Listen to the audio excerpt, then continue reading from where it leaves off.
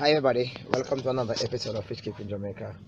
Welcome to my channel. So today I be just sharing with you a discussional point in which I hope that you find interested. Now at times we tend to have the desire to clean our tanks and ponds because obviously it looks messy. However, we must be mindful of the fact that several issues may arise just before you release that water. One of the issues that may arrive is that you might be in the mode of changing the water, just like how I was in the mode of changing water, and you realize one thing: you have fries within the pond. Now the fries in my pond are very fine, very fine. I'm unsure as to whether or not you can see it, but they are very fine. These are like the second batch of fries within this pond. Now they are being water is being released from that pond to a valve like this, and being released, you don't want to release the fries, and so you have to have mechanism in place that will prevent the fries from being taken up, being dumped into your filter box, or better yet, be released in your yard. Now I was surprised yesterday when I was feeding my fish and I saw a very small jack dempsey swimming to the top. I am unable to actually see within this pond because one, it is so conditioned that it is dark. Even if I shine a light on the outside to the in, like what I would do normally with these ponds, I would shine light outside and I will actually have a reflection inside, not to like get the fish to be stirred up. Even if I do remove the plants, I might not be able to see the jack dempsey because their color, unlike the white Central American cichlids in this pond, I am unable to see the jack dempsey. I would have to actually release the water, remove the plant, and probably use a light to actually identify. Sometimes your fish are spawning and you don't know. It might be a good thing and it might be a bad thing. Today's topic, however, is not regarding to spawning. I'll leave that topic for another day. But should in case you're about to change your water, that is one of the number one things that you should look for. So you intend to change your water, right? Another thing that you should ensure that you follow it is that you try, depending on how big your tank is and how many or how much substrate you have, or the type of substrate that you have, I would advise you to get a hose and probably make a little hole within the substrate. It might sound strange, and if possible you could get a mechanism at the end of the hose and you siphon out some of the water with the hose in the substrate. Let me share the reason why. When you have your fish in the tank or pond and the fish excretes its waste, the waste goes into the substrate, and as the waste goes into the substrate and the uneaten food goes into the substrate, gases build up beneath the substrate. The changing of the water or the disturbing of the water, especially like when you're changing water from, you're changing water, so therefore the substrate is being stirred. What tends to happen is that there are some gas within the substrate and it's being released into the water, but you are releasing the water and you're releasing the water very fast, and the gas is coming up very fast, and the fish is there in between. So what you find is that your fish will be poisoned, and that is one of the reasons why it is being suggested by many fish keepers, including myself, that whenever you're doing water change, only do 100% water change if it's necessary, right? You could do it the hard way by removing the fish, all of the fish, and do 100% water change, and then now you'd have to ensure that the water is conditioned to actually reintroduce the fish into that tank or pond.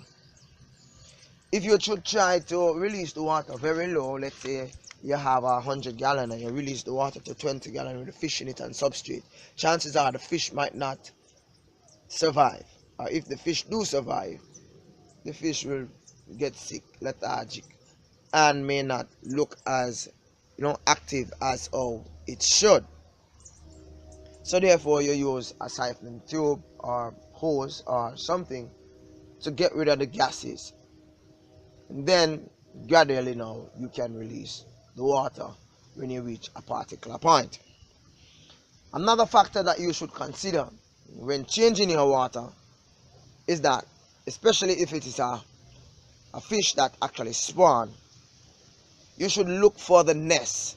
Yes, it might sound strange, they might be young, but once the fish is comfortable, and as I say again, this is not about that, this is not about spawning. I will do a video on that very shortly. But once there is a male or a female in the tank or pond, once there's a male or a female in the tank or pond, the reality of them spawning is of a greater percentage. Now, if you are a person who likes to see when your fish spawn, you like to see young within your pond or tank, right? And you are a avid fish lover like myself, you wouldn't want to destroy the nest of a fish. You wouldn't want to destroy the eggs. You wouldn't want to destroy a family. So it is being advised that you look to see whether or not the possibility do exist where the fish may have spawned, right? For those fish that you may have that are live bearers, however, you can easily identify the fries, and in some cases you may need to remove them because the valve in which you are releasing the water through may end up taking the fish out of the tank or pond, releasing them somewhere in which they will automatically die. So far, I have shared with you 3 things that you should look for just before you do your water change. Let's continue. The next. Now,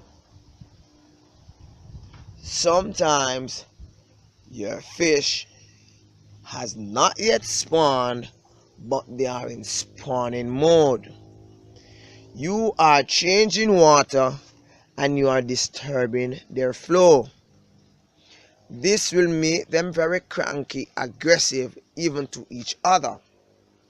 So you should know what's happening in your tank. Know that the fish is in spawning mode. They have cleared a spot. They have not yet laid their eggs, but they have cleared their spot, and they are just about to lay their eggs. Now, in such cases, steps should be taken to change the water without disturbing the fish libido, sex drive, or appetite to spawn. 5 and last, just before you change the water, ensure that you are privy to the temperature of the water as it is presently in the tank or pond. Simple put, take a thermometer and test the water temperature. Write it down, and as best as possible, when replacing the water, ensure that the water is just around that temperature. Failure to do such, the fish in the pond or tank might go into shock, and you might have some dead fish on your hand. Number 6, as water, always ensure that whenever you're changing your water is fish safe. I repeat, always ensure that your aquarium water is fish safe. How do I make sure my water is fish safe? You can use a kit, or you can use a mechanism in which I've been using over the years, in which I ensure that my water is free from chlorine by mere fact that I use a tank that has water in it for several days before my ponds are released and water is added. So I do not use pipe water, city pipe water, right? This will eventually lead to the death of the fish because the fish cannot manage chlorine. Chlorine is like poison to the fish. This is Wally here. Thank you for making the fish keep in Jamaica. Thank you for watching. Have a good day. Rain is going to fall, so I don't need to do any water change for the second week, because as the rain fall, the water in the pond become neutralized by the rainwater, and all I need to do is release a little bit of my water in my pond, but I won't do that until the rain starts, and then now the rainfall will automatically replenishes that. Thank you very much. Bye bye.